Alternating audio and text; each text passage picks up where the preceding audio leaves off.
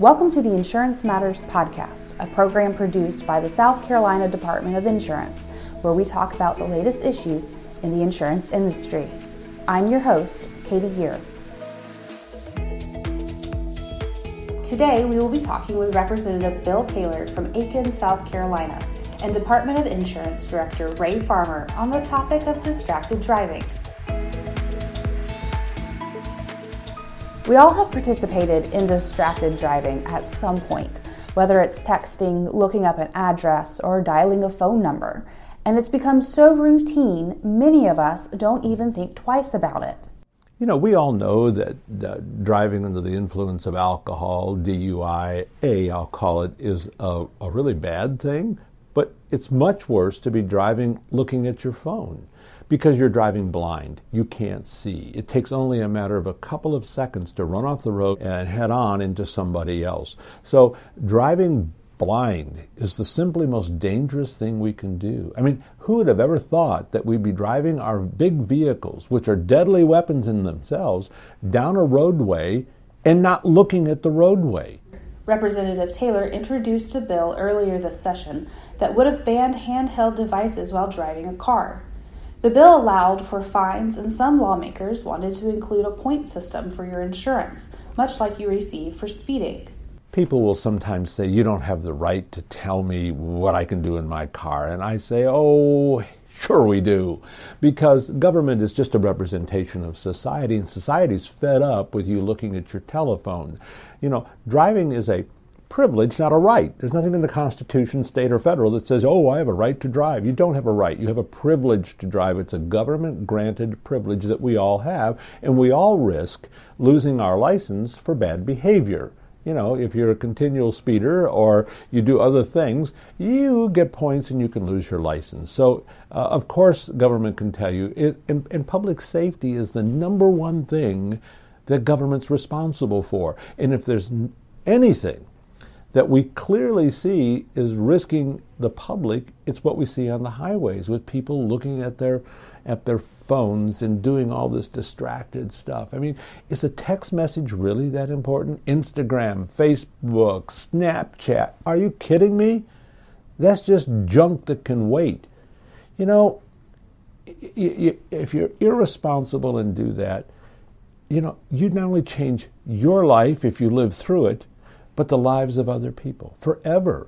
That's just not right. You don't have any rights at all to kill me, my family members, my grandchildren. Nobody has that right. So that's just plain hooey about you have the right to do that in your car. You don't have the right to be irresponsible. Currently, South Carolina sees texting and driving as a minor ticketing offense, with tickets being issued at a rate of $25.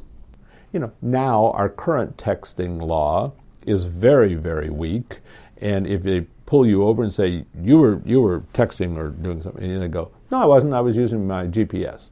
There's nothing they can do to enforce the law. Representative Taylor points to the success of other states who have passed a phone ban, such as Georgia, and he praises the positive impacts it has had on decreasing fatality rates. We had 1,019 people die on our highways last year. 1,019. Now, Georgia is twice the population. They only had 1,500. Now, that's a lot of people, but only 1,500. So they were only 50% more, and yet they have twice the population. What does that tell us? Well, guess what? In Georgia, the hands-free bill went into place last July, and it was only in place 6 months. We heard testimony in our committees that distracted driving, or that was a contributor to their death toll in Georgia decreasing by about 7% last year. Well, that was for only a half a year. So other states, it was reported to us that on average, the states that have put this into place, and there's been 16 thus far, that their average decline in fatalities is about 17% decline. 17%. So if you take 17%, if we get there, and we have just that number in the first year or two, that would be 175 people in South Carolina that would be alive, as opposed to being dead. And if you think you are a good driver, regardless if you're on your phone or not, think again. In South Carolina, the facts will show that we aren't very good drivers. Ray Farmer, director of the South Carolina Department of Insurance, has been an outspoken advocate against distracted driving, launching a statewide campaign in 2018 to discourage texting while behind the wheel. I think it's fair to say if we have less distracted driving, we will have less or fewer accidents. According to preliminary data from the South Carolina Traffic Coalition, 2018 was a deadly year. We've seen that over 6% of fatalities and almost 14% of the total traffic collisions on our roads were caused by distracted driving. With all of the multitasking going on, we're seeing the rate of our accidents increase. Not only does distracted driving cost safety and lives, it also is costing you money, even if you aren't in an accident. Over the last several years, we've seen that automobile rates and premiums have been increasing. A lot of the increase can be attributed directly to distracted driving. When you add in the cost of repairing the vehicles have certainly increased, it stands to reason that insurance prices will continue to increase as well. In short, the increase of accidents and advancements in car technology drive up the cost of your insurance. There are a number of factors and elements that go into the calculation of insurance rates. Companies use number of miles driven per year, whether you're in an urban area or a rural area, the cost of vehicle you're driving, the number of accidents you've had over the years. So it makes sense. The fewer accidents one has, the more reasonable their insurance premiums would be. But he adds that while saving money is a fine goal, the real reason is to be a responsible driver with your life and with the lives of others. It only takes a split second to be involved in a terrible collision that could have life-changing consequences. When you're in the car, just drive. Put down the phone.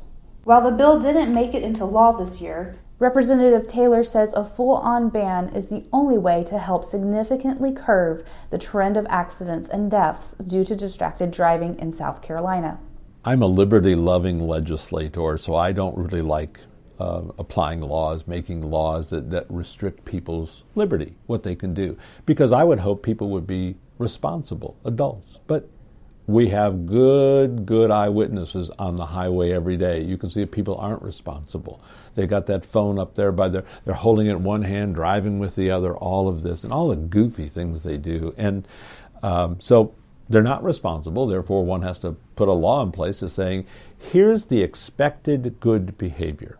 That's what a law is. We expect you to behave this way and do it the right way. Now, people are going to violate that, and I get that, but that's what the law does. It sets an expectation. You're not supposed to run a red light either, and you're not supposed to blow through a stop sign. It doesn't mean to stub toe on pedal and keep moving, So, this is the sort of thing that won't stop it, and just putting the phone down is certainly a right step in the right direction for all of that.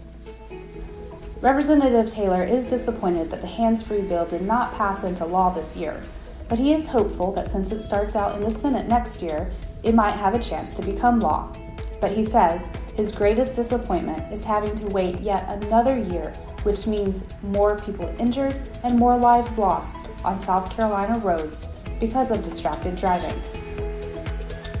For more information, you can visit our website at doi.sc.gov. And as always, follow us on all things social media. We're on Facebook, Instagram, and Twitter. Thank you for joining me for this episode of Insurance Matters. I'm your host, Katie Geer.